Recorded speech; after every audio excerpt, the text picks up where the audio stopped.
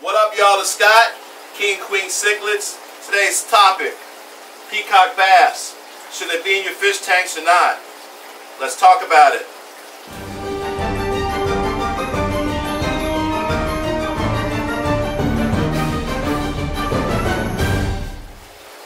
Alright guys, we are back.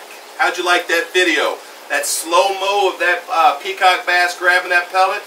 Pretty impressive. There they go again. These peacock bass love to eat. And they are great cichlids that get really big.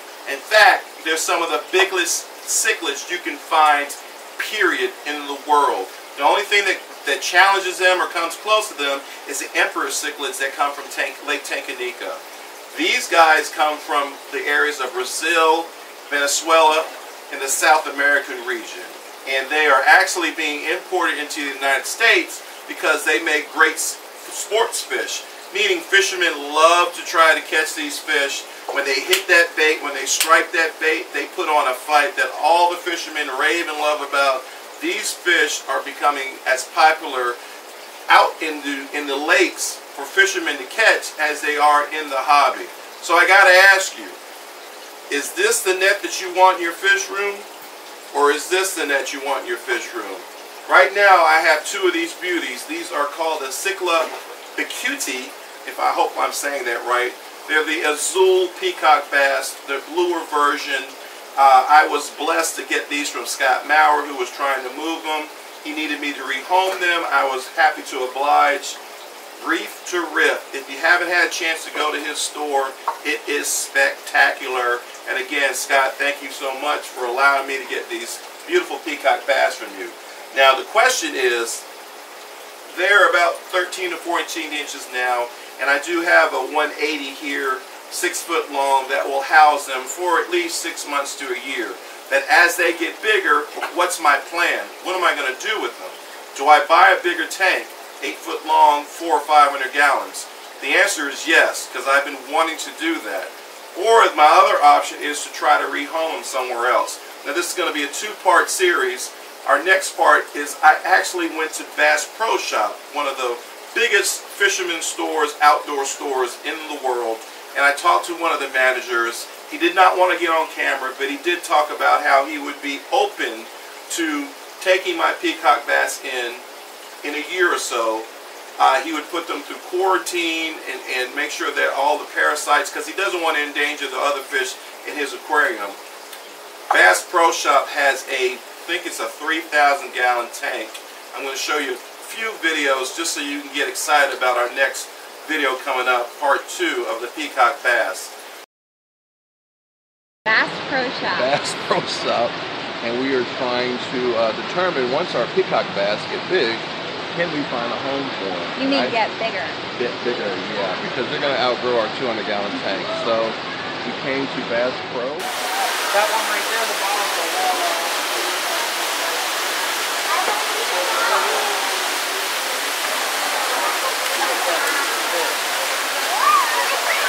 Bass Pro has a great aquarium. They certainly don't want to endanger the fish that already exist in there by bringing fish that might have parasites or outside diseases that would crash the entire aquarium.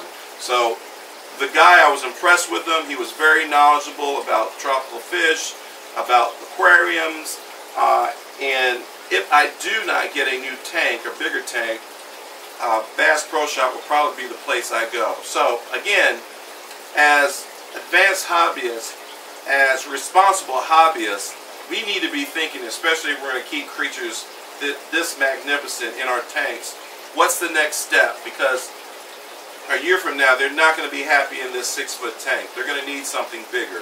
And it's my responsibility as a responsible hobbyist to ensure that these guys have a great life. And if that means I have to give them to someone else who has a bigger tank, that's what I'm going to do. That's our responsibility as hobbyists to do that. So, again, these guys get up to 3 feet long, anywhere from 6 pounds up to 20 pounds. These guys get huge. Right now, I have them, again, in a 6 foot, 180 tank.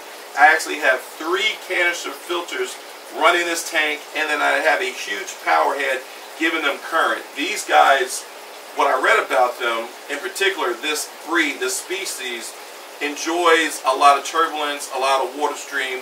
They're very fast, and they like open water. So that's the kind of environment I've tried to give these guys.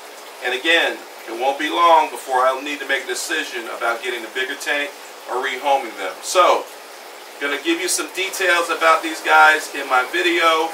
I want you to see some video of these guys in action because they are absolutely magnificent. They are one of my favorite cichlids in the fish room right now, and I can't wait to enjoy them, learn more about them, and fingers crossed, hopefully Liz will say yes about an 8-foot, 400, 500 gallon tank. So keep your fingers crossed for me, guys. Absolutely outstanding fish. Scott Myron, thank you so much. I appreciate it. And stay tuned because Liz is going to be talking about stuff she's doing because now she's gotten into nano tanks. She's really gotten really good at aquascaping. She's bought some stuff recently, and I think she'll share that with you. So we're going to be trying to branch out and bring you two different aspects: big cichlids, and then community planted tanks and nano tanks. All right, King and Queen Cichlids have you covered all the way across the hobby. Let's get it kicking. Hey guys, it's Liz from King and Queen Cichlids, and I just wanted to do a short little spot on some of my nano tanks. So my largest of my nanos is my 18-gallon, which is really slender, and I love how big the front is, but it's not too big. So I've got some rummy nose tetras in here. I picked up at the last meeting from Cali at the CCY. I also picked up a pair of Gymneo Geo Lacostas that I picked up at the CCY meeting. I believe Lauren and Ryan brought them in. I absolutely love them.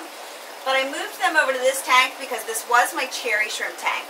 Now what I wanted to do was cull my cherry shrimp. So I took all of my really good colors and moved them to another tank, which I will show you, and left the other ones in here for some of the fish to feed on and kind of help make them a little healthier. So then I have a little 5-gallon tank that I had won from one of the cobalt contests about a year or two ago. And I love this tank. It's round, it's different, it's unique. I've got a lot of live plants in it. And the only thing I have in here are my neon blue shrimp. And they're a very slow breeder, but I absolutely love the dark, rich colors of these guys. Then I have a little 5-gallon fluval chi that I had gotten from Sheila and Gavin. And in there, I just recently threw in maybe about 15 guppies that I had picked up at the CCY auction this weekend that Wes had brought in.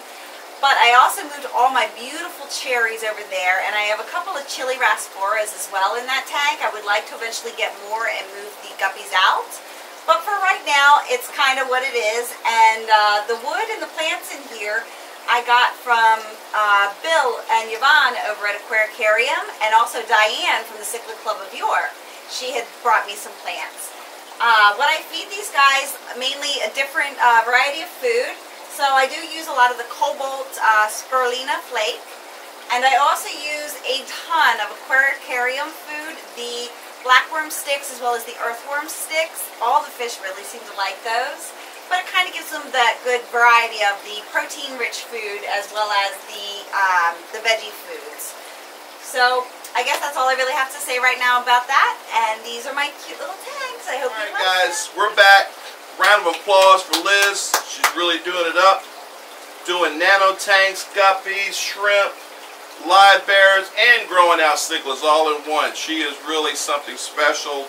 You guys get to enjoy the best of both worlds as I talk about the biggest cichlids in the world, like Peacock Bass, while she talks about nano tanks, guppies, live bears, shrimp.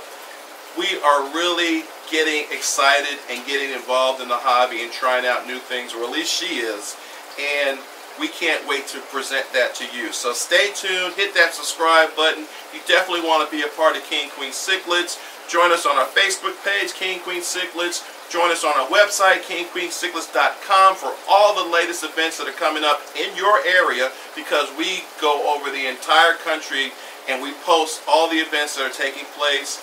We're on Instagram, we're on Twitter. You definitely want to join us. We are going to be doing a lot of fun things in the hobby. And guess what? we want to bring you along with us. So hit that subscribe button, hit that like button, tell all your friends about us. Thanks for viewing.